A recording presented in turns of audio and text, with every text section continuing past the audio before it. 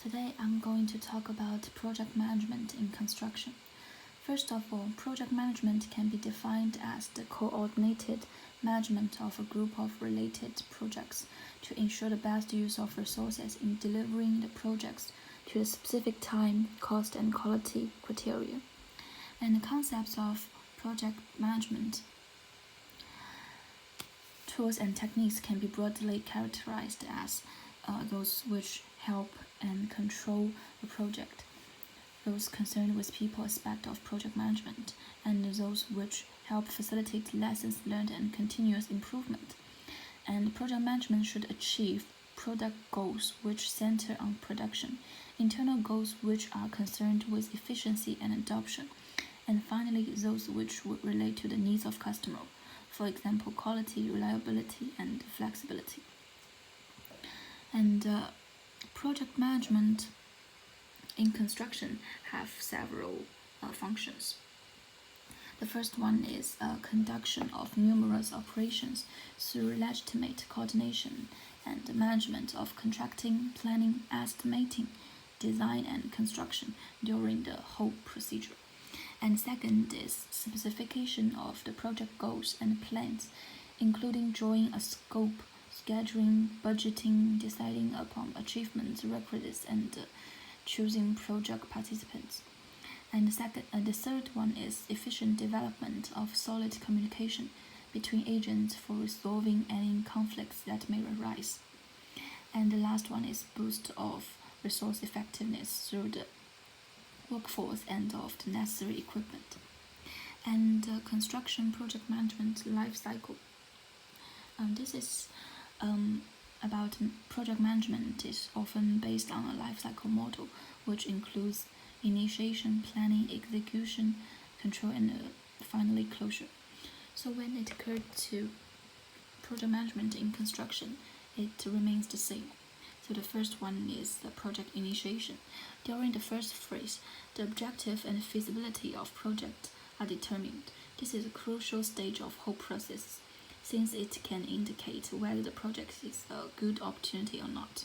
If necessary, a feasibility study is conducted, and based on its results, a recommended solution is issued. And the second is planning phase. The project planning stage is where the team singles out all the work to be done. The main priority during the planning phase is to plan time, costs, and resources for the project. And in the execution phase, the construction project management plan is to put to work. As a rule, this phase is divided into two processes, the executing and the monitoring and controlling. As a matter of fact, the project manager spends most of the time in steps of monitoring and depending on the information that he gets, redirects the task and maintain the control of project. And finally is the closing phase. This phase is the stage of project represents its officially completion. The project manager is evaluating what went well and refers to any potential failures. And defining the budget is by far one of the most fundamental parameters that should be taken into consideration. So there are four basic parameters that a project manager should have. The first one is analysis of the project. With this, manager can have a better idea of what they want to achieve and who exactly do they need in order to do it. And then estimation of budget. It's time to organize the budget in conjunction with a solid timeline, and after that, monitoring of the cost. As soon as the construction project put in work, it's very essential to start keeping an eye on project costs. And the last step is accounting. Having a highly competent accounting department is vital. In collaboration with the project team, they will be responsible for keeping all the financial agreements running according to the plan. And when it comes to the part of value, it adds to organization. The value itself is a less tangible concept as shown in this figure, and it has wider interpretation.